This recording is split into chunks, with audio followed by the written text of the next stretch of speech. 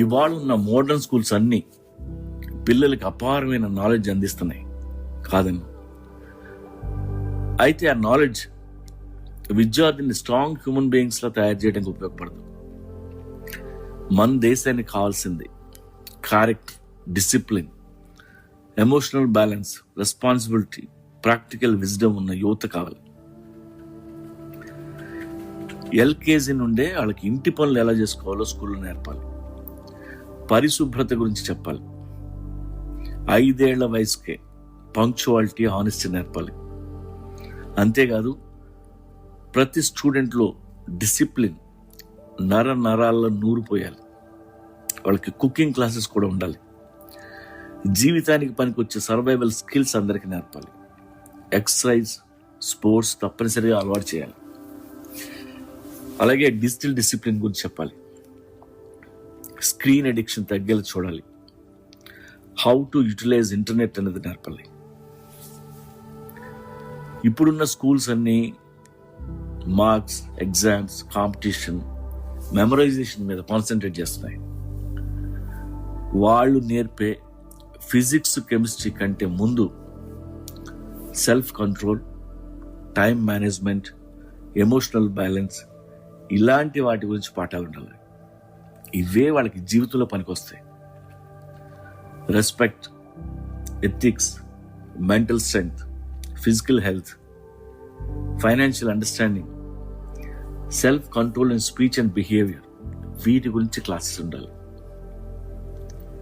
వారానికి ఒకసారి వాళ్ళని మెడిటేషన్లో కూర్చోబెట్టాలి. కొంచెం ఎదిగినాక స్ట్రెస్ ఎలా హ్యాండిల్ చేయాలి, యాంగర్ని ఎలా కంట్రోల్ చేయాలో చెప్పాలి. జీవితంలో కమ్యూనికేషన్ ఎంత ముఖ్యమో చెప్పి ప్రతి ఒక్కరూ కనీసం 3 భాషలైనా నేర్చుకునేలా చూడాలి. Anxiety, depression, suicide awareness, psychological wellbeing ఇలాంటి మెంటల్ హెల్త్ కోర్సెస్ గురించి ట్రైనింగ్ ప్రోగ్రామ్స్ తప్పనిసరిగా ఉండాలి. అన్నిటికంటే ముఖ్యం ఎన్విరాన్మెంటల్ రెస్పాన్సిబిలిటీ. ఈ నేచర్ ఎంత ముఖ్యం, దాన్ని ఎలా కాపాడుకోవాలో వాళ్ళకు ఒక అవగాహన కల్పించాలి. వీటి తర్వాతే వాళ్ళు నేర్చుకోవాల్సిన సబ్జెక్ట్స్ ఉండాలి.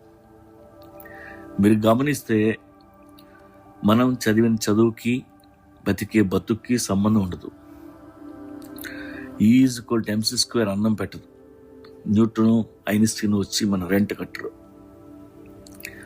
క్వాంటమ్ మెకానిక్స్ కంటే మనకు కావాల్సింది బతకడానికి పనికొచ్చే చదువు. జీవితంలో ఏదైనా కష్టం ఎదురైతే స్కూల్లో చెప్పిన మోటివేషన్ క్లాస్ గుర్తు రావాలి. అందుకే పిల్లల్ని మోటివేట్ చేసే మాస్టర్స్ కావాలి. టీచర్స్, లెక్చరర్స్ కూడా స్టూడెంట్స్కి రోల్ మోడల్స్లా ఉండాలి. ఈ రోజుల్లో డిగ్రీ వరకు చదివిన ఏ చదువైనా అది కేవలం బేసిక్ ఎడ్యుకేషన్ మాత్రమే. ఆ డిగ్రీలతో వాళ్ళ జీవితాలు ఏమీ మారిపోవు. దానికోసం చిన్నప్పటి నుండి మోయలేనంత పుస్తకాలు వాళ్ళ నెత్తిని పెట్టాల్సిన అవసరం లేదు. ఎగ్జామ్స్ కోసం, మార్కుల కోసం వాళ్ళని అనుక్షణం కాంపిటీషన్ మోడ్లో పెట్టడం మంచిది కాదు. దీనివలన పిల్లలు చిన్నప్పుడు యాంగ్జైటీకి లోనవుతున్నారు. నువ్వు 90% మార్కులతో డిగ్రీ పాస్ అయినా సరే బయట పొడిచేది ఏం లేదు. National crime records and bureau వీళ్ళ లెక్కల ప్రకారం ప్రతి ఏడాది మన దేశంలో దాదాపు 13 నుండి 15 వేల మంది స్టూడెంట్స్ ఆత్మహత్య చేసుకుని చనిపోతున్నారు. కారణాలు ఏంటో తెలుసా? Academic pressure, fear of failure, family expectations, depression and anxiety and entrance exams like NEET. ఇన్ని వేల మంది చనిపోతున్నారంటే వాళ్ళ మానసిక పరిస్థితి ఆలోచించండి. దీనికి కారణం ఎడ్యుకేషన్ సిస్టమ్, తల్లిదండ్రులు. మీ కొడుకు కలెక్టర్ అవ్వకపోయినా నష్టం ఏమీ లేదు. హైయెస్ట్ మార్క్స్ వచ్చిన వాళ్ళకంటే ఎగ్జామ్ ఫెయిల్ అయిన వాళ్ళు ఇంకా ఎక్కువ సంపాదిస్తున్నారు ఈ దేశంలో.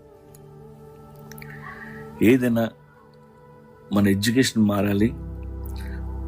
మన పిల్లల పర్సనల్ క్యారెక్టర్ స్ట్రాంగ్ అవ్వాలి. అంతేకాదు వాళ్ళకి ఫ్రీడమ్ గురించి చెప్పాలి, దాని వాల్యూ గురించి చెప్పాలి, ఫ్రీడమ్ని ఎలా మిస్యూజ్ చేయకూడదో చెప్పాలి.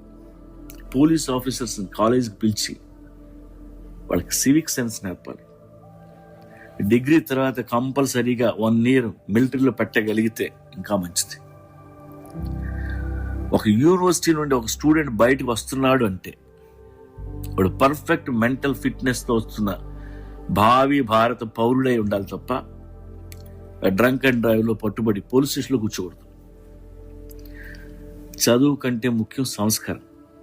అందుకే పిల్లలకి సంస్కారం, మనోస్థైర్యం నేర్పే ఎడ్యుకేషన్ రావాలి అని మనస్ఫూర్తిగా కోరుకుంటున్నాను.